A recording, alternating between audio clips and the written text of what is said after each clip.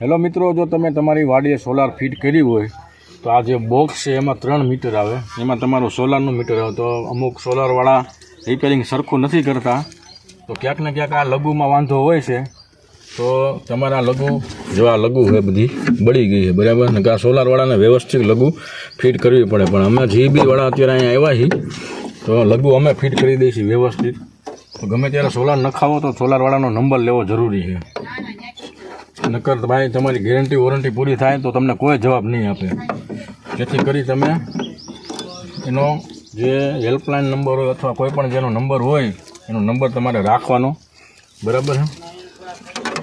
તો કમેન્ટમાં કરજો અને કમેન્ટ જરૂર કરજો મિત્રો કે તમારી વાડીએ પણ સોલાર ફિટ કરેલું હોય અને કોઈ જવાબ ન દેતા હોય તો તમે ટોલ ફ્રી નંબર એનો રાખજો, જેથી કરી તમારી જે કમ્પ્લેન છે એ થઈ જાય.